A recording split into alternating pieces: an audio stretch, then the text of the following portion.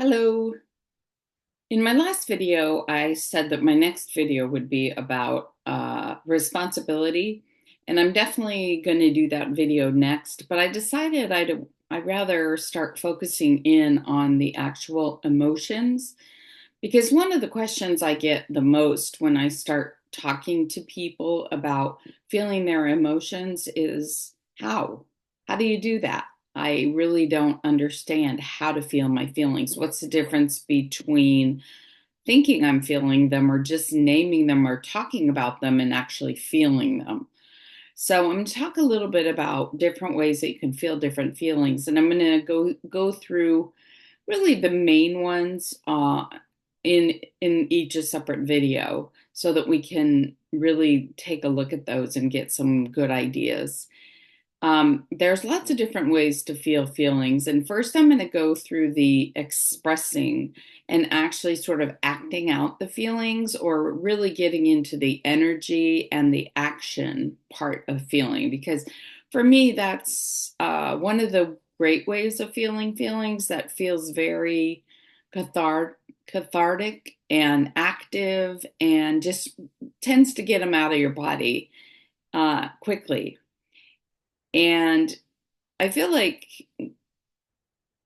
we resist so much being animated in our feelings. And especially as adults, we're civilized and we're controlled. And so we have a tendency to not want to be the opposite of that, to not want to be expressive. And unless we're into things like theater or dance or things that really move our bodies, then we tend to just be very stoic and very even keeled. We like a wall. We call it emotional intelligence, and we pride ourselves on being very um, calm and collected.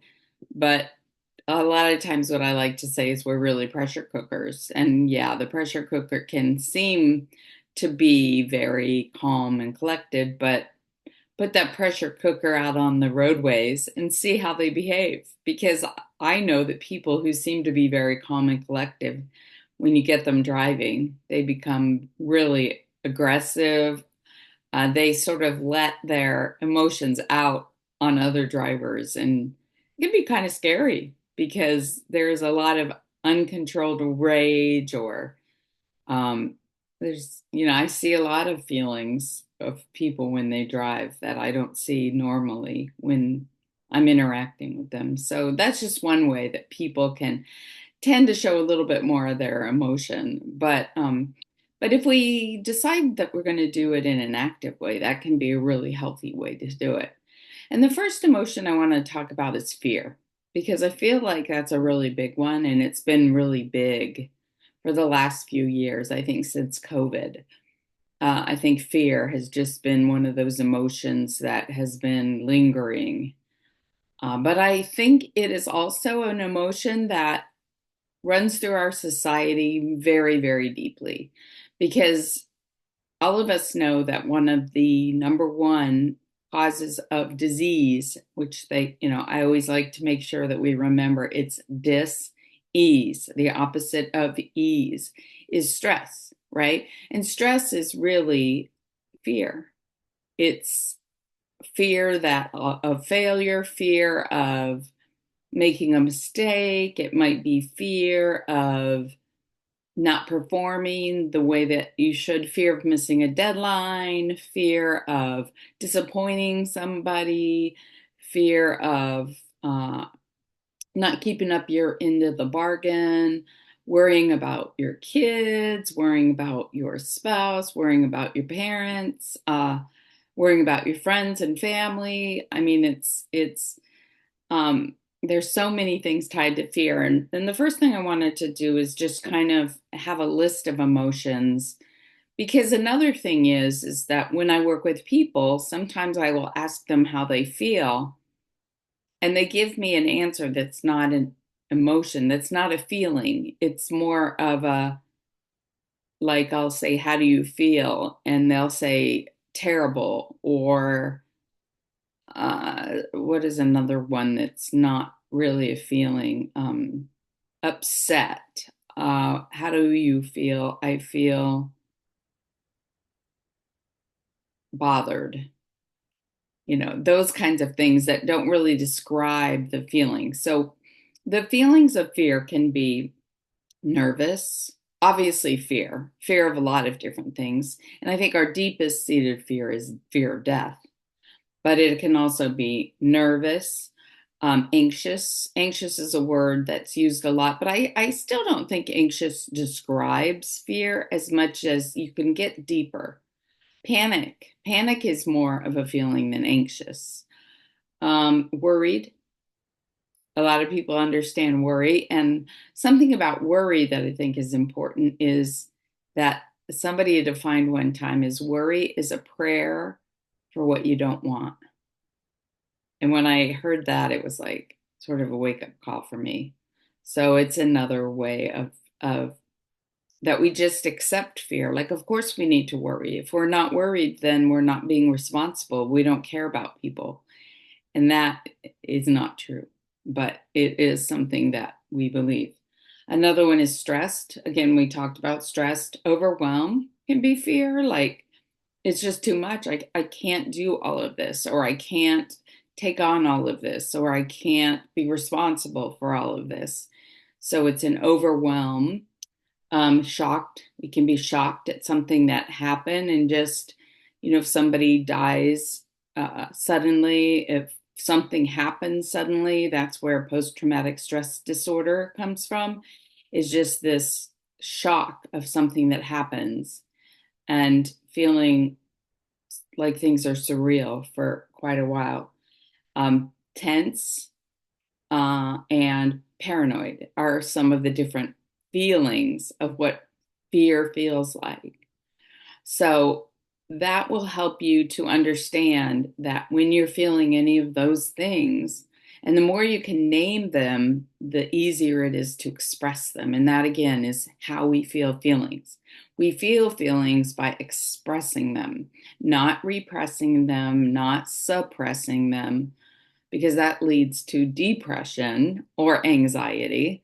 Is when you hold your feelings inside, then that's when they fester. That's when they cause problems.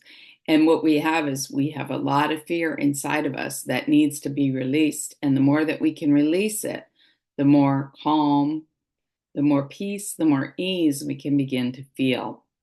So how do you release fear? Well, if you see an animal that gets chased by a tiger, that moves us into the fight, flight, or freeze state. That's the ultimate state of fear.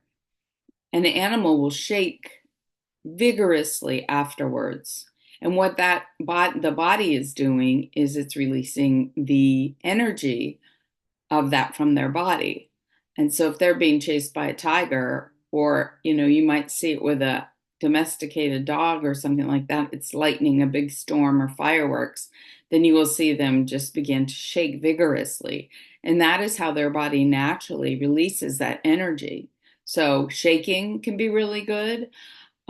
Screaming, grabbing a pillow and screaming into a pillow. When you watch scary movies, people are screaming when they're afraid, but we don't do that. We don't scream when we're stressed. We don't release it in any way. We just take the stress and we just try to manage it. It's so funny. I find it so funny. There's all this stress management. Stress management. It's like, how do you live your life with all this stress and just manage the stress? And it's like, well, maybe it's not stress that's the problem. Maybe it's the lives that we're leading, and they're telling us that this is not healthy.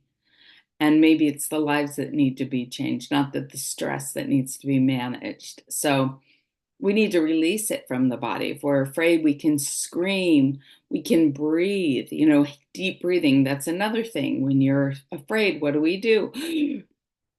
Right? We hold our breath. So if we breathe, we're letting the fear out. But the thing is, we need to think about the fear. We need to be present with the fear.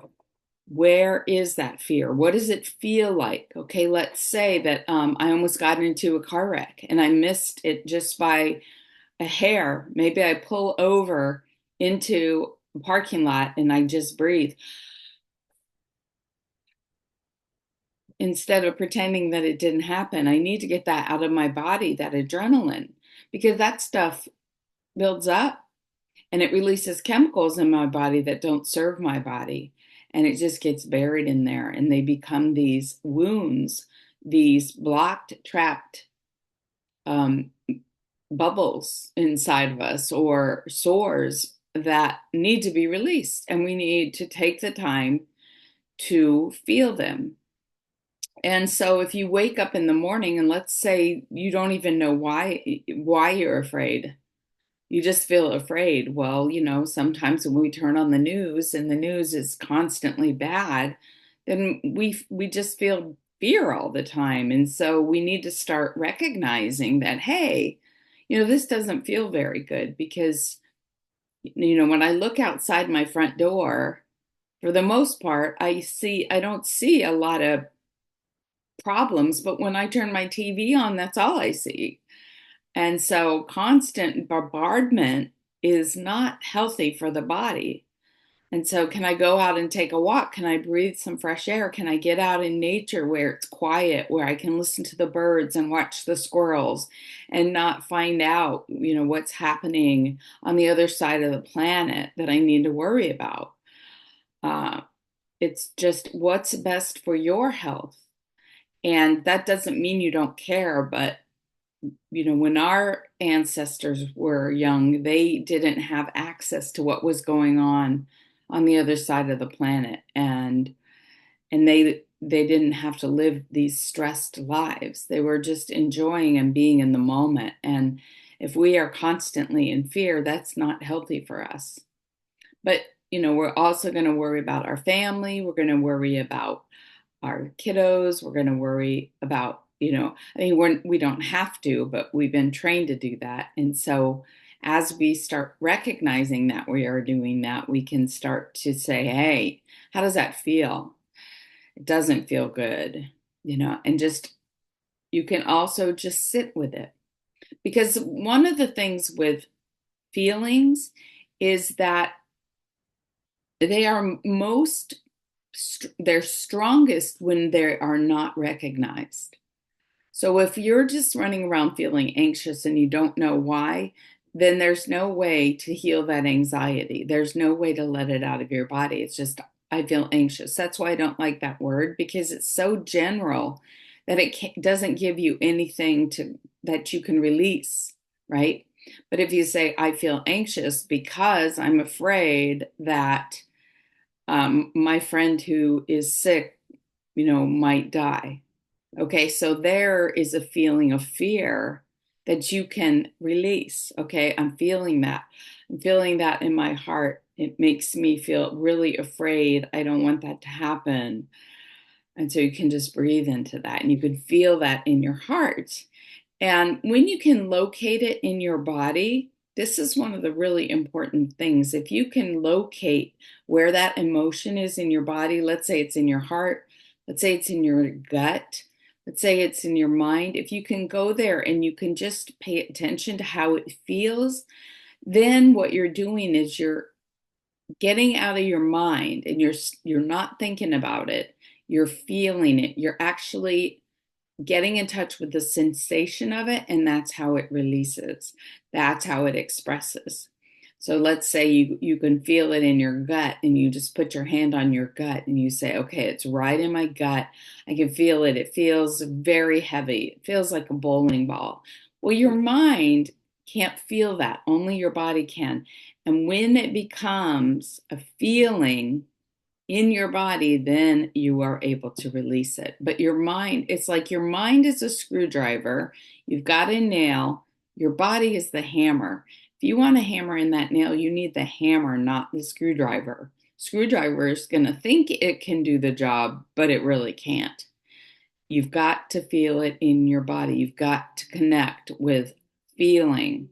whether it's just feeling where in your body you feel it, or feeling what does fear that my friend might die feel like, and breathing, fear that my child might get in trouble, or somebody might hurt my child, or my child is hurting, fear, that kind of thing. Where is that in your body? It's in my heart, and breathing in. How does it feel? It feels like a really heavy weight on me.